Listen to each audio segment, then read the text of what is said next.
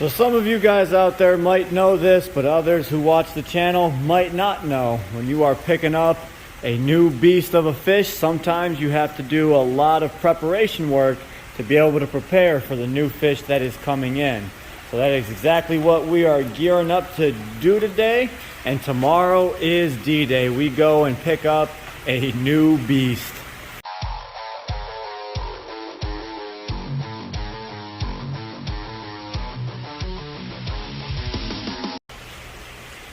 So before we ruin the surprise, I just want to go ahead and catch you guys up on a few things that's happened around here. All right, well in here, I can't get the light on right now, but we've mentioned it in the comments of the previous videos, but we did rehome a lot of fish in here. I know I talked about it in the last video and just slightly glanced by, but there were a bunch of larger catfish, red tails, tiger shovel nose, and few of our personal pacu that we had here that went to a public aquarium.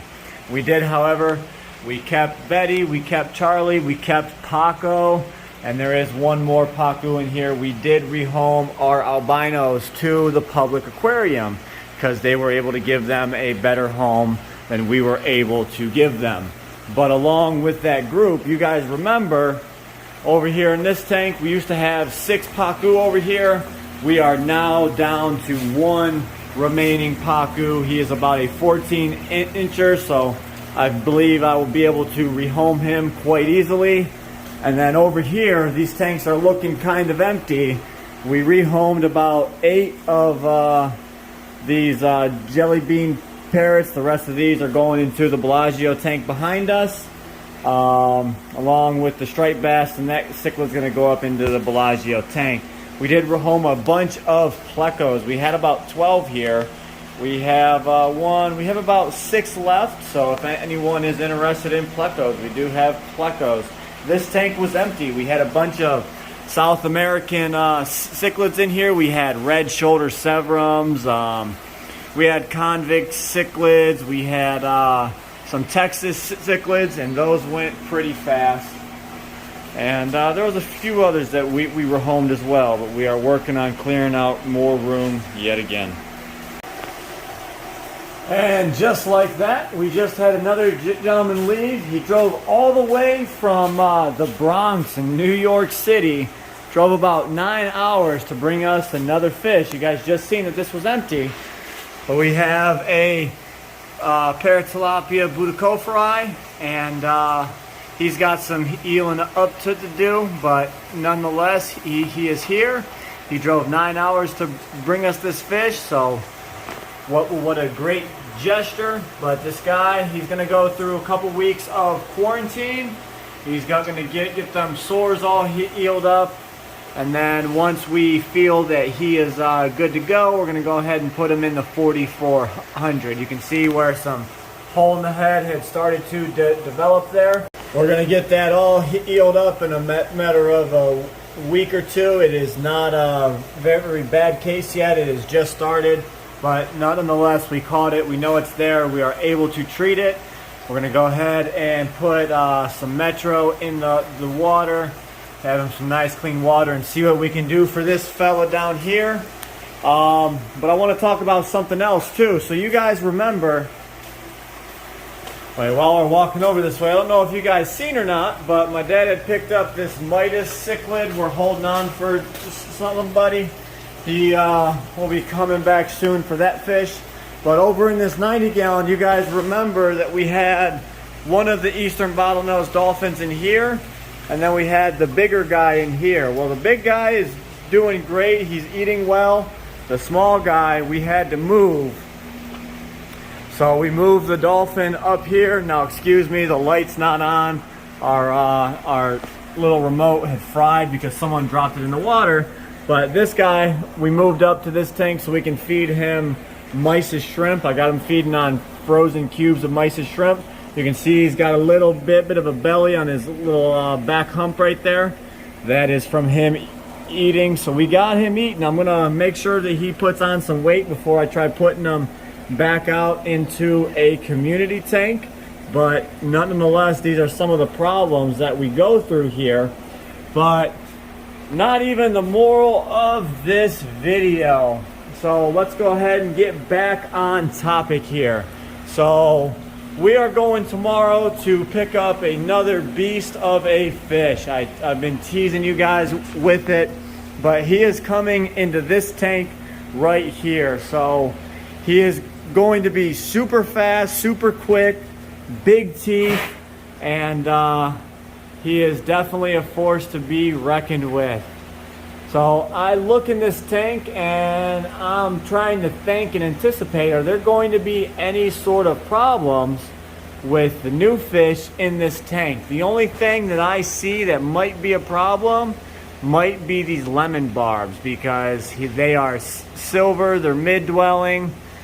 Who knows, I might have to keep my eye on them because they do not like things that are shiny and fast.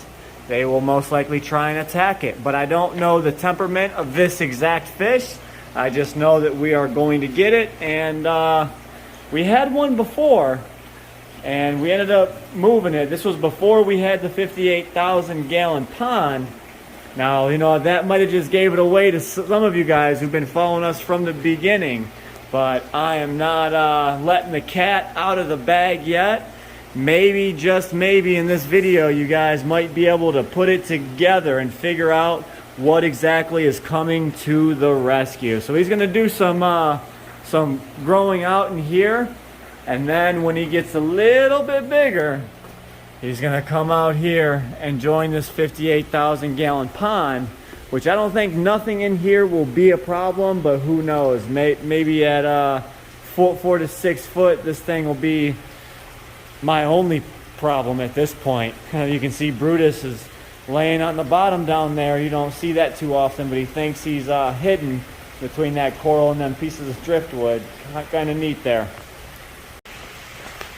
All right, so I'm kind of jumping around a little bit, but I was actually thinking once that Mormon dolphin is healed up, I might be able to try him in here, because there is natural plants.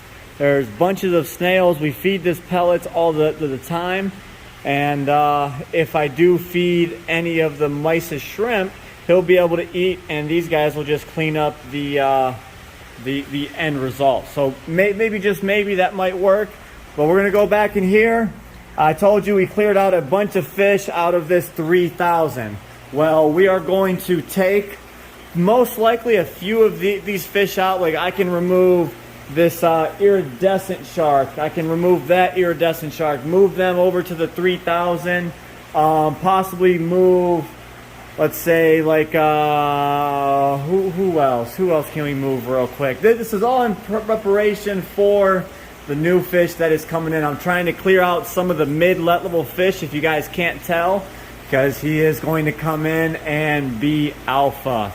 I am going to leave the short body Peroon shark, however.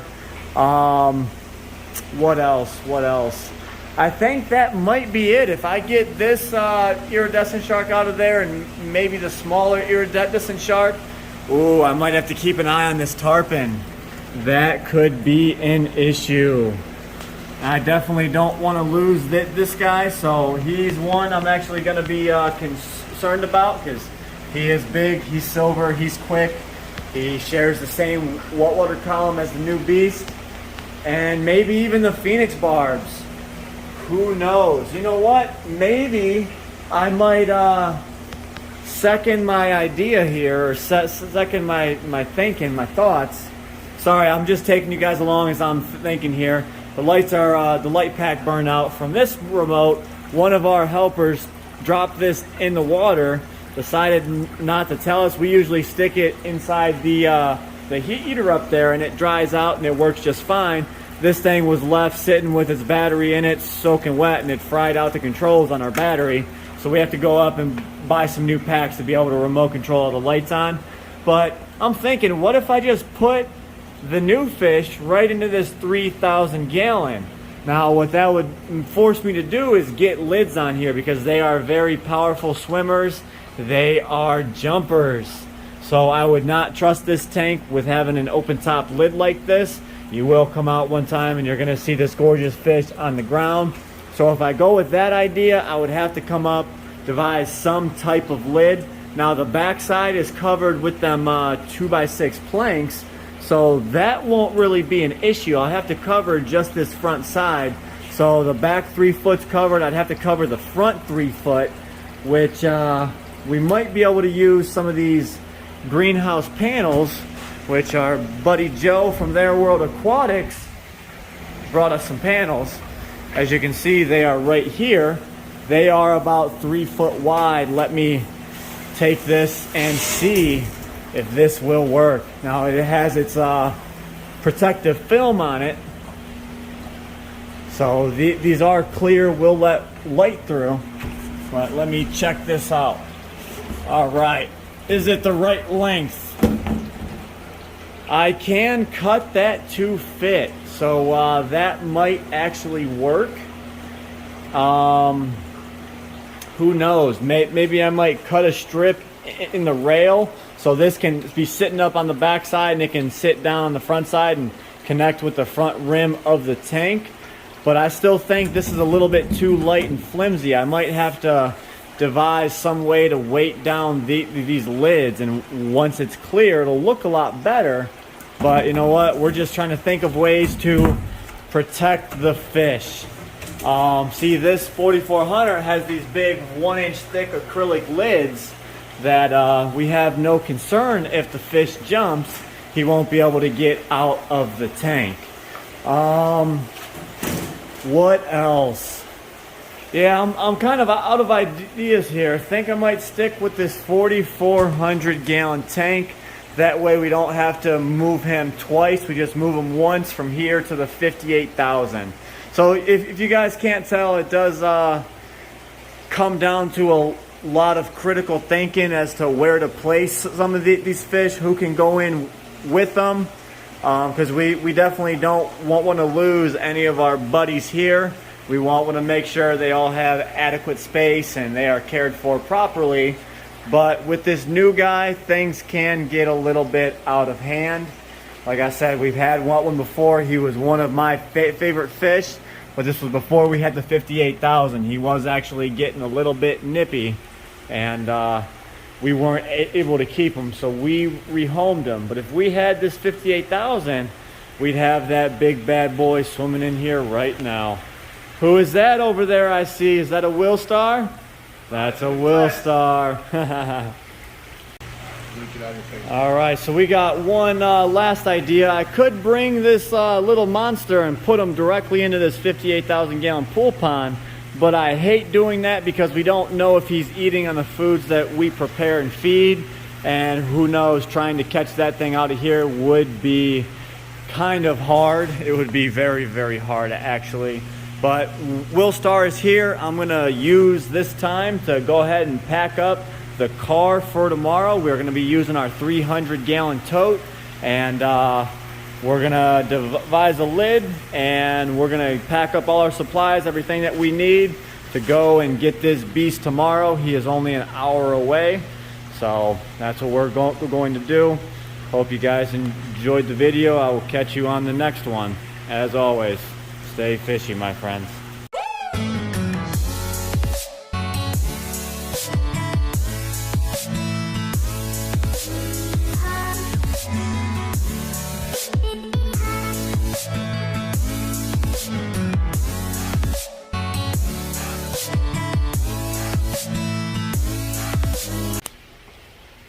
All right, you guys know I can't leave you without something extra. We got some bloopers clips here. And I was outside the other day and it was raining, so we got some sweet shots of the pond. I am going to insert here.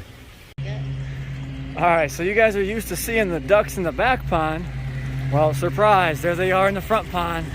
They're having fun in the waterfalls up here. Beautiful duck. Colorful one is the male, I believe, and the brown one in the back is the female. Not gonna get too close, don't want to scare them off, but they're up here. Look at this, it is raining here.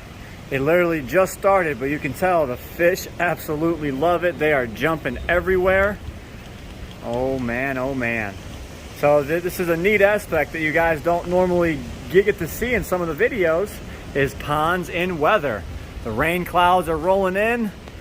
It is gonna start storming here really, really bad, but you can see they're all coming out of hiding. The warmer water, they're loving it. They love the rain. And you can see just how many big koi there are actually in this pond. You just see silhouettes everywhere. This is pretty awesome. Absolutely love these koi. The plants are doing great. I actually found some frogs up here in the stream earlier. So it's pretty neat. We got the big bullfrogs making a ton of noise now. So we're starting to get them sounds of having a pond up here by the deck. Pretty awesome if you ask me.